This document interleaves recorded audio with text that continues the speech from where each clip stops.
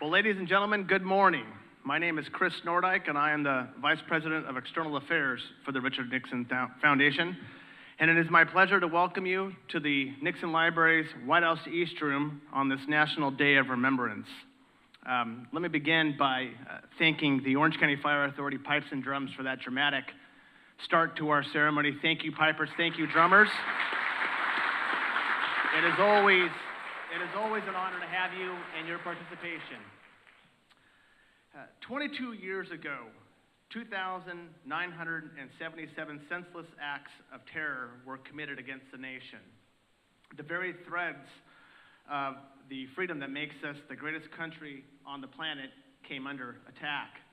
As a nation and as a community, yes, we tragically lost 2,977 patriots on the horrific day, but we marked yet another milestone in American history when our great nation was knocked but did not waver in the face of evil. Time and time again, the country has resorted back to the initial building of its founding and its foundation, with us as its citizens banding together in the cause of patriotism.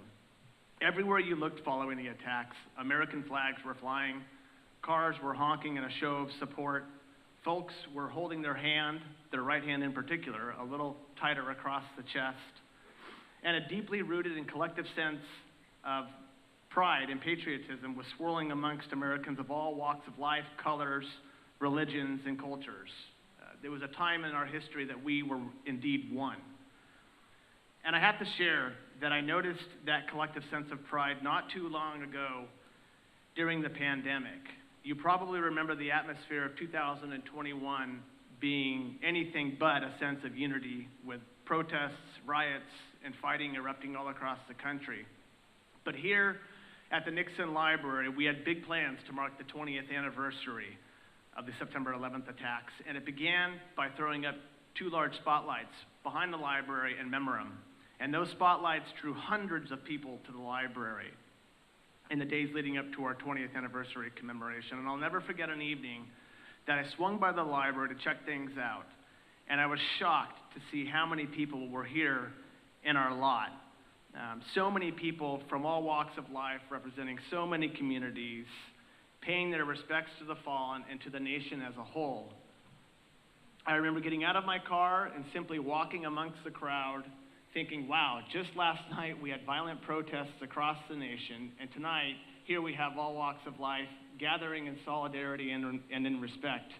And at that point, a young girl looked to the flag, and she started belting out the national anthem. Every person stopped what they were doing, held their right hand a little tighter across their chest, and an incredible wave of patriotism washed over all of us. It was incredible, and we were again once one and proud to be Americans.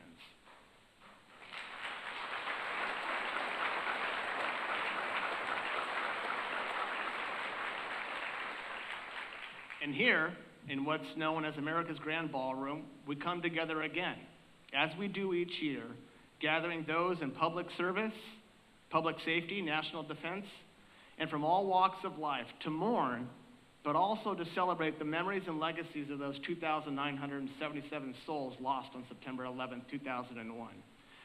Because only by learning from the past can we adjust and better shape our future. So while we mourn, may those memories of all those lost be a blessing, a cause to come together year after year as patriots of this great nation called America. I'd like to acknowledge a few special guests in the audience. Please be seated.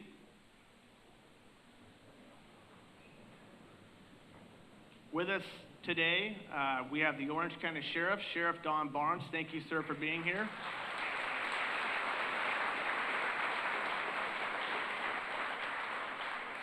The Orange County Fire Authority Chief, Brian Fennessy. Chief Fennessy, thank you. Orange County Supervisor Don Wagner. Sir, thank you. The Mayor of Yorba Linda, Jean Hernandez. Mayor Hernandez, thank you. Yorba Linda City Council Member Beth Haney. Yorba Linda City Council member Janice Lim, and Yorba Linda City Council member Carlos Rodriguez. I'd also like to recognize the Richard Nixon Foundation's President's Council members. These are supporters of the foundation, and they allow us to do this kind of a ceremony with their support. So all of the President's Council members in there, please raise your hand. Thank you for what you do in supporting the Nixon Foundation.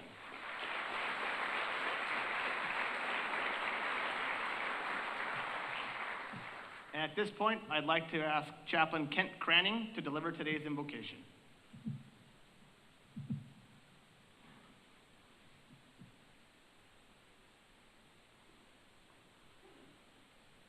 Would you join me in a word of prayer?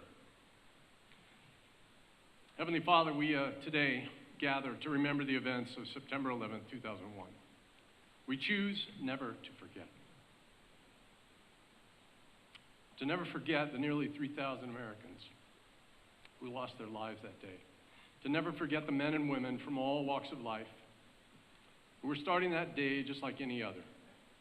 To never forget the firefighters, the police, the Port Authority, the military. To never forget the more than 6,000 that were injured and the countless who have painful memories forever etched in their minds. We pray for their families, for those who lost their lives, loved ones who continue to grieve. Your word, Lord, tells us in Psalm 34:18 that you are close to the brokenhearted, that you save those who are crushed in spirit. Be close to them today. Bless them and give them a special touch of your grace and your peace. And may they sense your presence. May they find comfort amidst the hurt. May they know that the people of this great nation will never forget. Lord, we are so thankful for our first responders, for those who are willing to run toward the danger and not away from it. The amazing men and women who count it a privilege to daily sacrifice their own desires, their own comfort in order to serve and protect us all. Thank you also for their families who give and sacrifice as well every time their loved one heads out the door. Give them comfort and peace today. And finally, Father, as we reflect on the events of that terrible day, may we never forget the amazing stories of men and women reaching and touching and healing and caring for anyone in need. May we all continue to strive to be that kind of nation. Lord, protect us from the evil that stole our peace that day. Father, lead us to a safer and better tomorrow for the sake of our children and our grandchildren. Receive this blessing this morning. May the Lord bless you and keep you. May he make his face to shine upon you and be gracious to you. May he turn his face towards you and give you peace. We ask these things in your most holy name.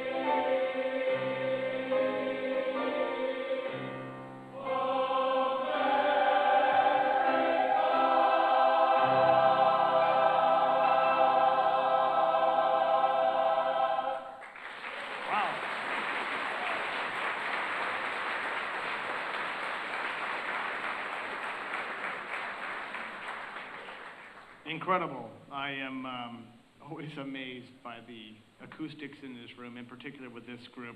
You all are phenomenal. Thank you, and thank you to Mike Short for directing this band, or the choir, excuse me. And thank you to Chaplain Cranning for today's invocation. Much appreciated, sir. Thank you for your part in today's ceremony. Ladies and gentlemen, singing our national anthem will be with this wonderful choir, and the United States 12th Marine Corps District will present the colors. Will you all please stand for the presentation of colors and singing of our national anthem?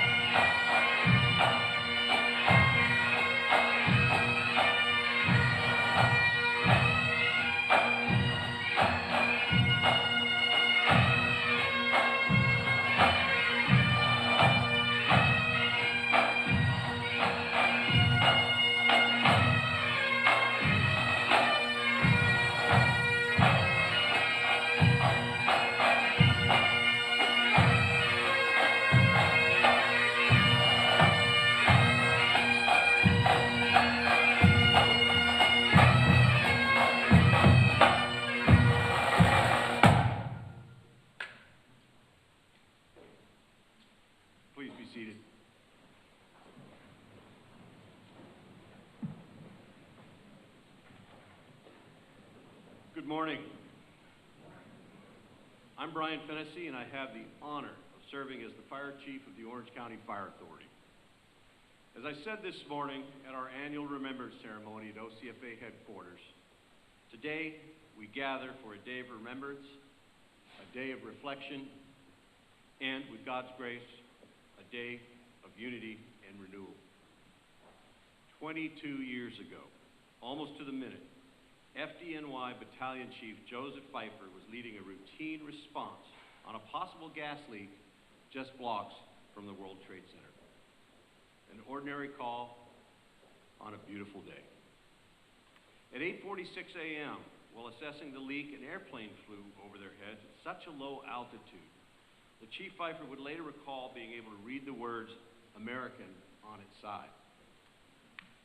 Together, he and his crew watched in horror as what he later learned was American Airlines Flight 11 striking the North Tower of the World Trade Center.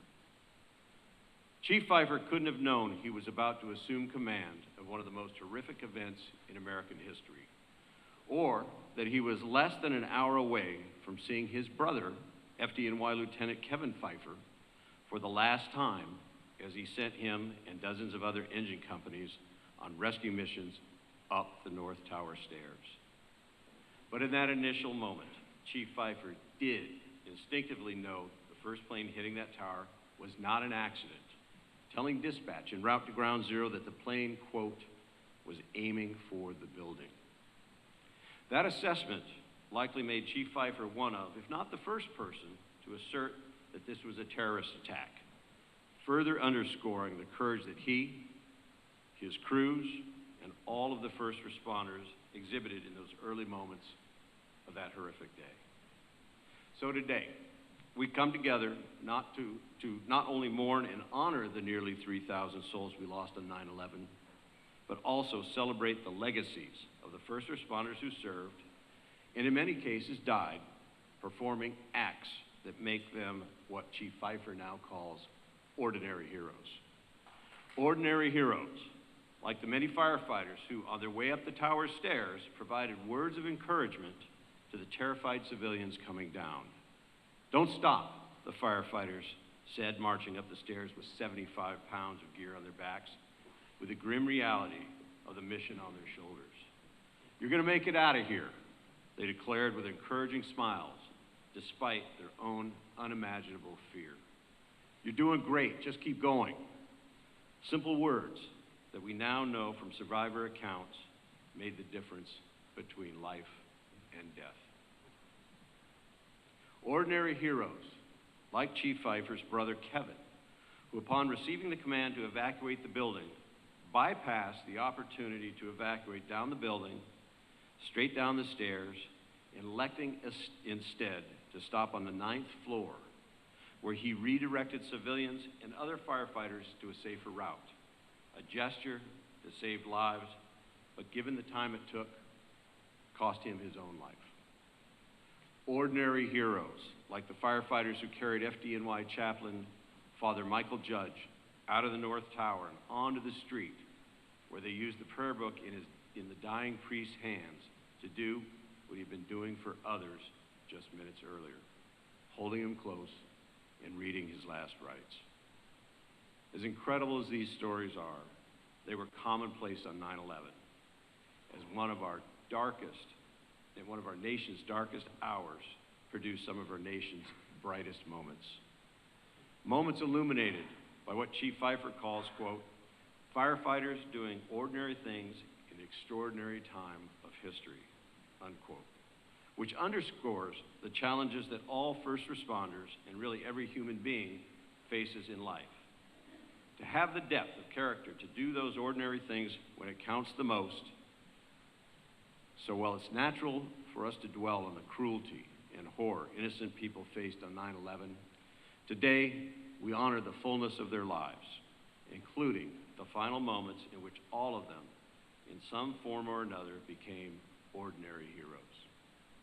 Yes, the Pentagon is repaired, filled with patriots working in common purpose. Yes, the sun glistens off a new World Trade Center that reaches defiantly towards the sky. And yes, each of those triumphs tells the story of American resilience that honors the firefighters who walked into the fire, soldiers who signed up to serve, workers who raised new towers, and citizens who faced down their own private fears.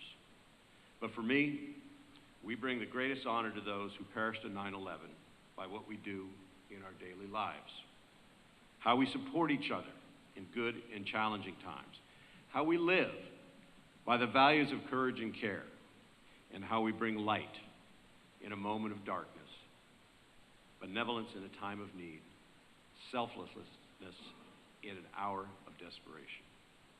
In other words, to personify what Chief Ivor calls ordinary heroes by doing ordinary things in extraordinary situations. Not just on this day, but every day. And for us in the fire service, on every call and at every moment, we have the honor of breathing life into the sacred oath 343 firefighters died upholding on 9/11. In doing so, the legacies of everyone we lost on that horrific day live on. And it is an honor to be a part of that with all of you. Thank you very much.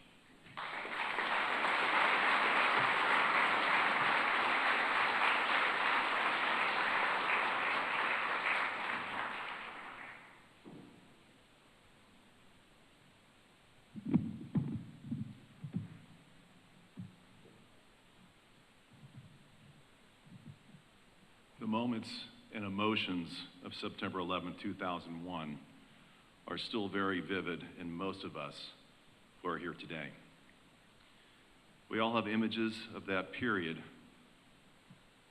that's stuck in our minds.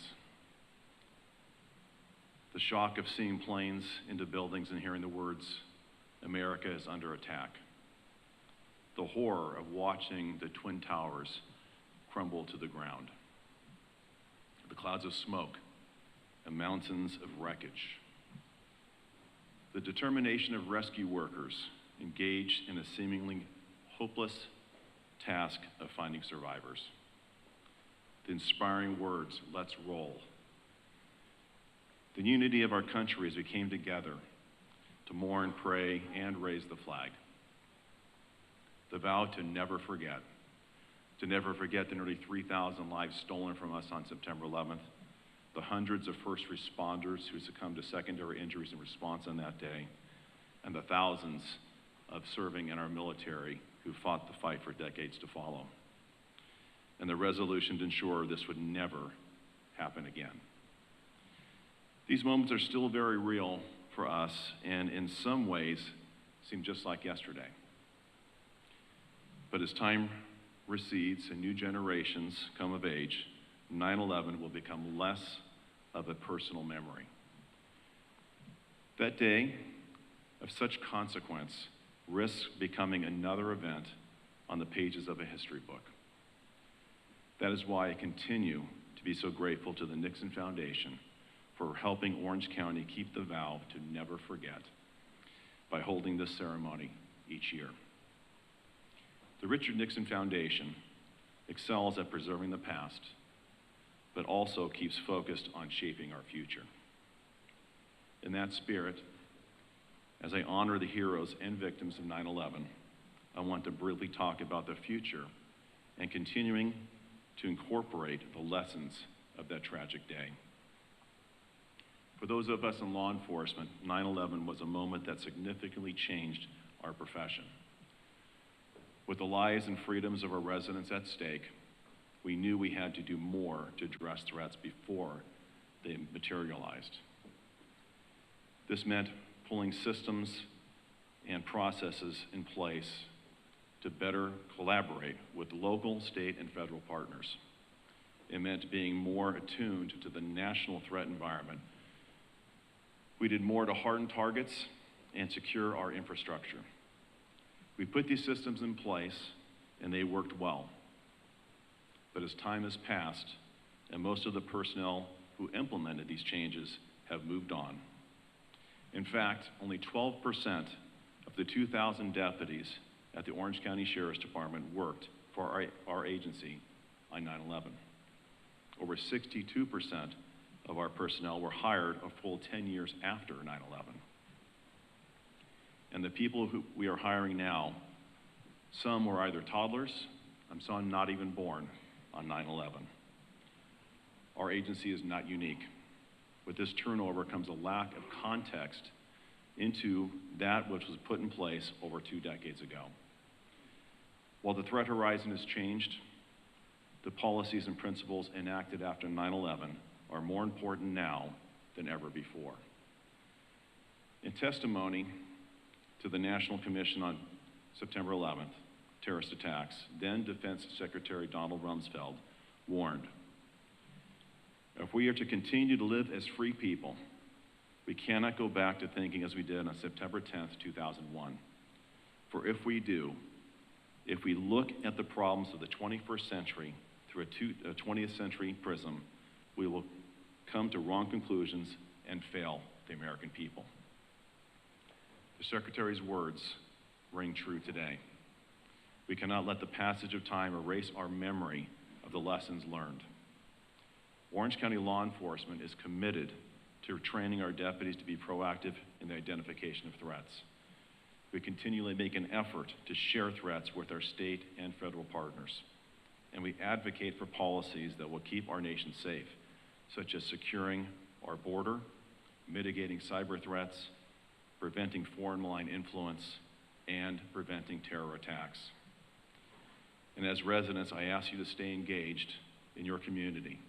Stay alert and be vigilant in protecting your own freedoms. If we collectively, as a community, do this work, we can better ensure that there are no more 9/11s.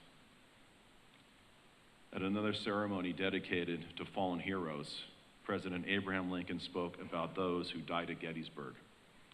He told that crowd assembled that it was the duty of the living to, quote, take increased devotion to the cause for which the soldiers gave the last full measure of devotion, end quote. If we have a similar duty with regard to the heroes and victims of 9/11, let us never forget them, nor the responsibility we have to keep this nation free for future generations. May God bless them, and may God bless the United States of America.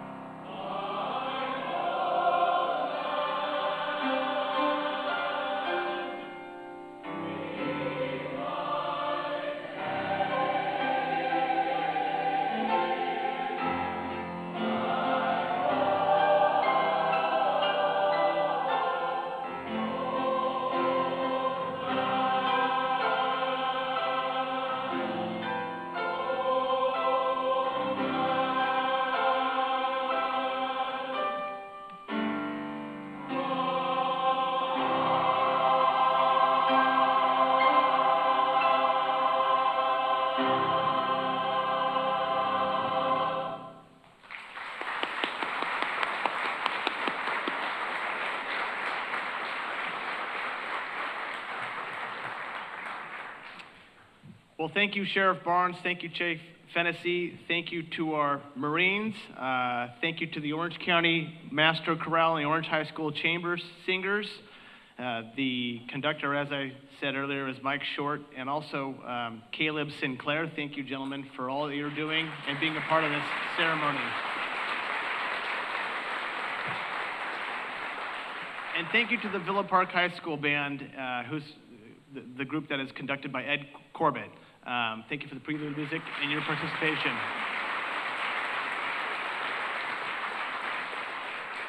And they are not done yet. We will hear another number from them.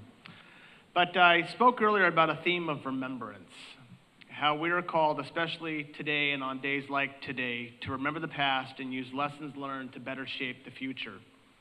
Our special guest speaker has lessons of determination and patriotism that we are lucky to hear today. He's a member of the FEMA Urban Search and Rescue Team, California Task Force 1, that was assigned to Ground Zero in New York in the immediate response. He has committed more than 35 years of service as a Los Angeles firefighter, 31 of which were specialized in urban search and rescue. He departed California immediately following the 9/11 attacks and was on site for the rescue efforts the very next day. He spent a total of 11 grueling days combing through the concrete rubble, steel, and rebar that once made up the Twin Towers looking for survivors. He and the specialized California Task Force 1, alongside the many, many other search and rescue responders, are the very definition of hero, and we are incredibly grateful to have him with us and hear his story today. Ladies and gentlemen, will you please welcome Los Angeles Fire Captain Robert Cordobas.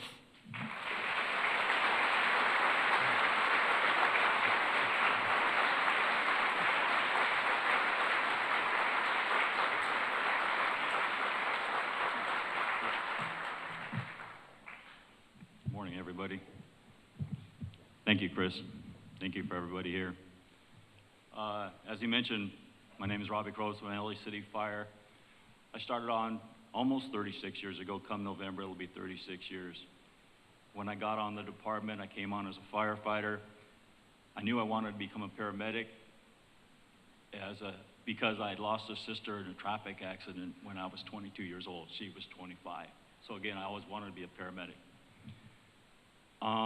When I became a paramedic, also because of my history of being a swimmer in college, I was an All-American swimmer. That's where I met my wife, Lori. She too is a swimmer. When I got on the department as a firefighter paramedic, we started a swift water team. Because of my background of being a swimmer and also with an ocean lifeguard with the county, I wanted to become a swift water team member. So I started training. With that training, I became USAR certified. Once I became USAR certified, I made captain and I went to what's called USAR 88, which is our specialized USAR rig out in the valley of San Fernando Valley. When I was in there, I was one of the medical specialists. Here came 9/11. I bring all this stuff up because, I didn't get on this department to say, all right, I'm going to be a swimmer, I'm going to be a swift water guy. I didn't come on this job to say I want to go to 9/11. We had no idea what we were going to be doing. So this hit, next thing you know, hey, we're going to be loading up and going to 9/11. To give a little background on California Task Force 1, we are one of 28 FEMA task forces throughout the nation. There happens to be 8 here in California. They originally started because of earthquakes and also for the hurricanes. I went to 9/11. I've also been dispatched or deployed over to, I believe, 8 hurricanes. But the morning of 9/11, I was at home. I was in the middle of some hazardous materials training, and I was getting up just like any other day to go to work or go to training.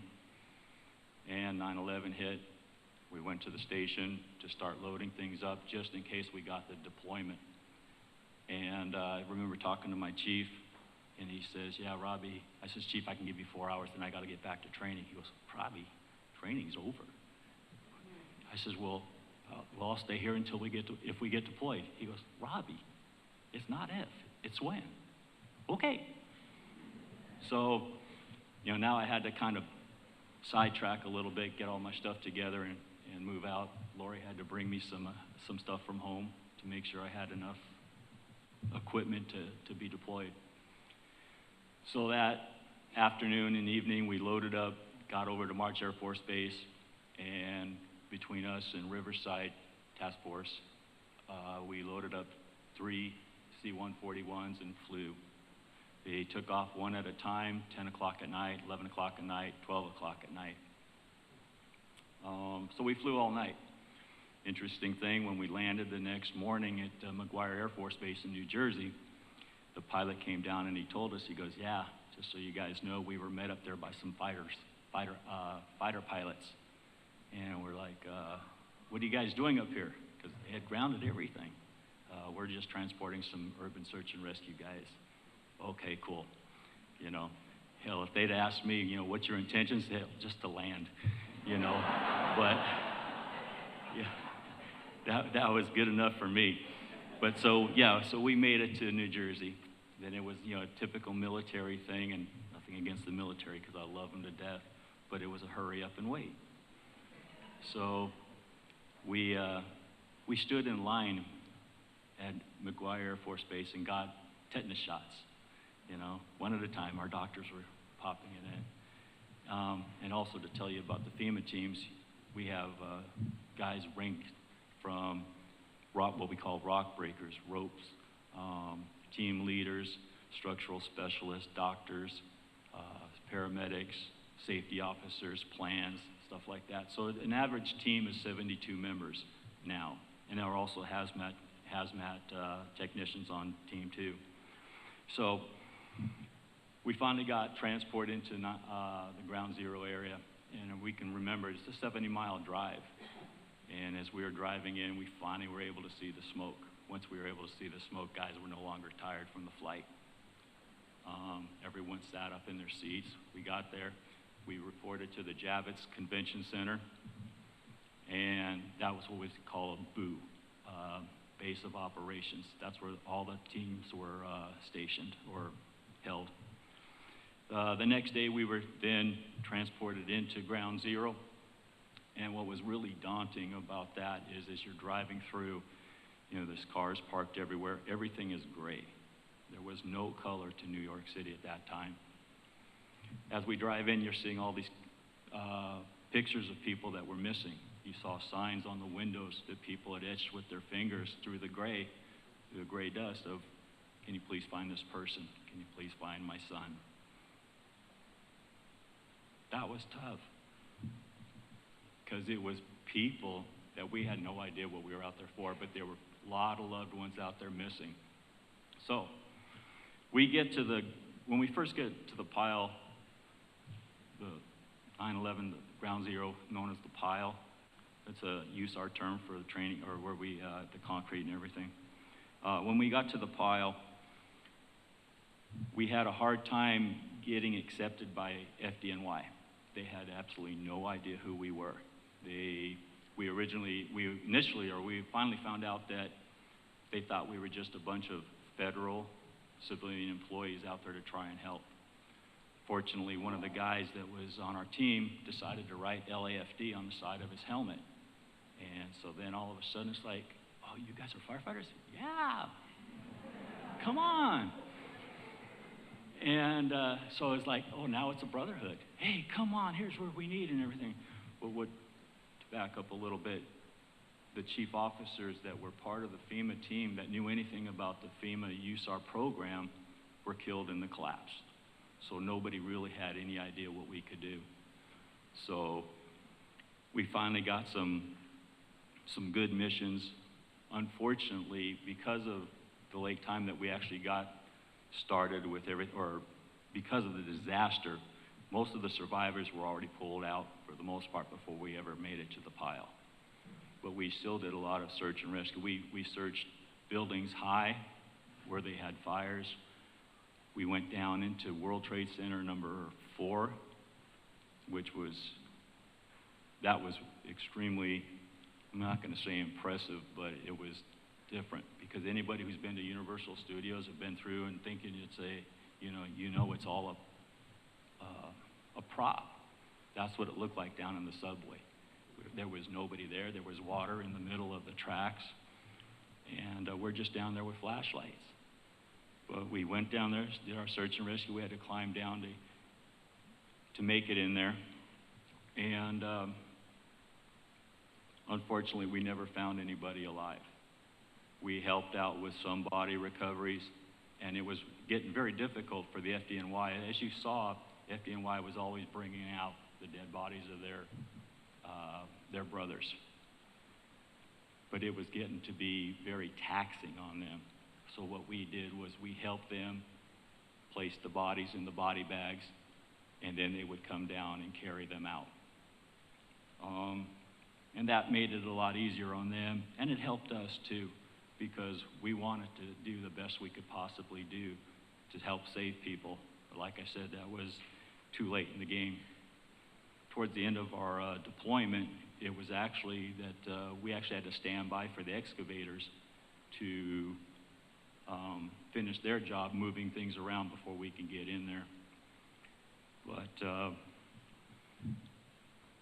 one of the things that actually had a good time with is dogs. You're going to see that we saw some dogs out here earlier. Dogs are a great stress reliever for people.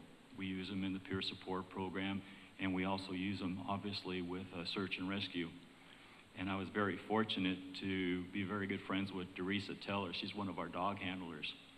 And so on one of the days with her dog Bella, we had to take Bella down into the hole, about a 40-foot crater down into I don't remember if it was World Trade Center 1 or 2, but I was able to carry Bella back on my backpack on my shoulder, on my back, I'm sorry.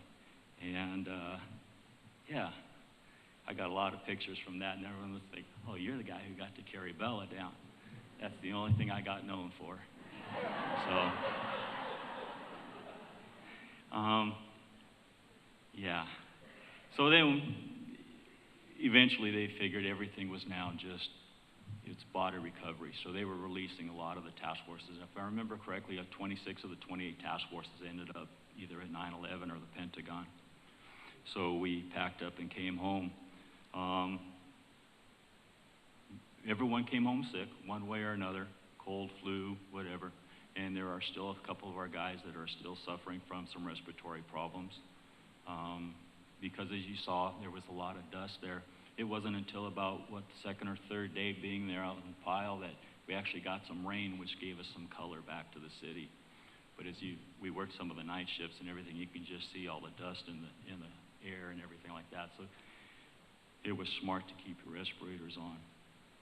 But firemen are stubborn. They didn't want to wear them. It wasn't macho, and it's not the right thing to do. So, yeah. Let's see. You know, when I was in middle school, or back then it was junior high, I used to play the saxophone. I did not sing, because I can't sing a lick. And I went to college as a swimmer. That was my main priority. I earned 22 All-American honors there, and then I eventually got my degree, but my priority was swimming. But I did finish. I finished college, okay? I wasn't gonna go and just fall short. Then I had a hard time finding a job. So then my sister's boyfriend says, hey, Robbie, try the fire department. Yeah, right. I came from a family of cops, you know, I can't do that.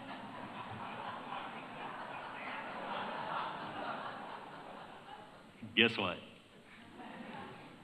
So again, like I said, you know, I got on the fire department, and it just went from there. I wanted to learn everything I could about it. So like I said, from the very get-go, I didn't get into this profession to go to 9/11 or anything. It was just, I'm very proud of what I've accomplished. I'm very proud of being up here in front of you to say that I went to 9/11, but I'm no different than any other first responder in this room. And I think that everybody deserves the same amount of credit as I do.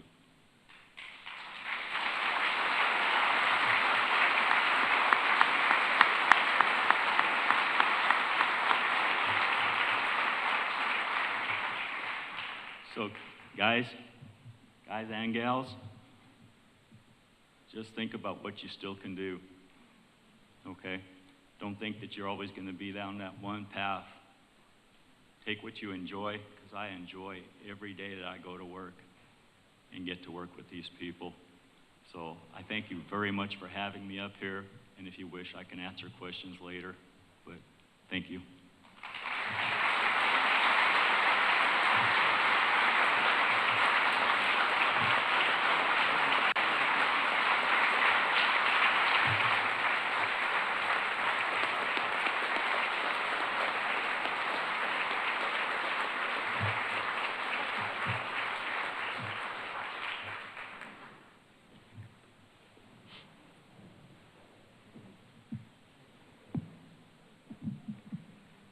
Gosh, between him and Sheriff Barnes, I keep having to bring the mic back down.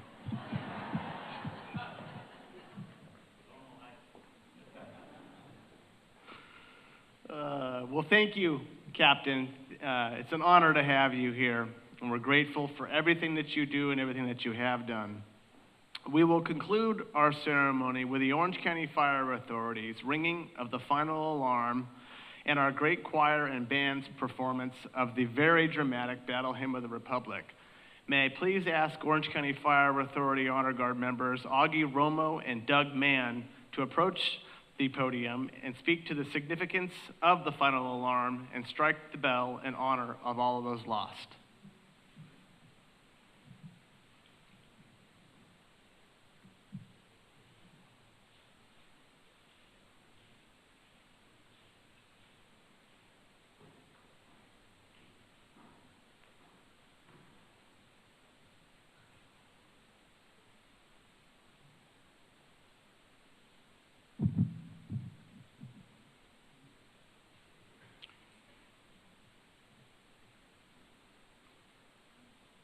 The men and women of today's fire service are confronted with a more dangerous work environment than ever before. We are forced to continually change our strategies and tactics to accomplish our tasks. Our methods may change, but our goals remain the same as they were in the past: to save lives and to protect property, sometimes at terrible costs. This is what we do. This is our chosen profession, and this is the tradition of a firefighter.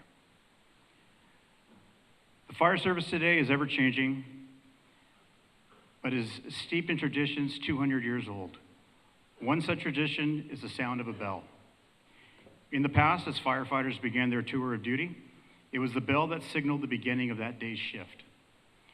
Throughout the day and night, each alarm was sounded by a bell, which summoned these brave souls to fight fires and to place their lives in jeopardy for the good of their fellow citizens. And when the fire was out and the alarm had come to an end, it was the bell that signaled all that was completed on that call. When a firefighter had died in the line of duty, paying the supreme sacrifice, it was the mournful toll of the bell that solemnly announced the comrade's passing. We utilize these traditions as symbols which reflect honor and respect on those who have given so much and who have served so well. To symbolize the devotion that these brave souls had for their duty, a special signal of 3 rings, 3 times each, represents the end of our comrades' duty and that they will be returning to quarters.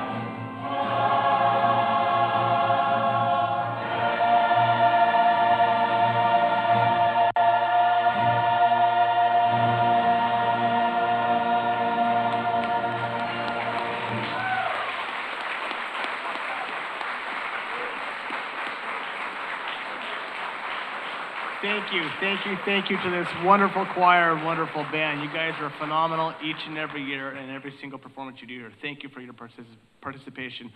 Ladies and gentlemen, that concludes our ceremony. May God bless you, may God bless those around you, and may God bless America.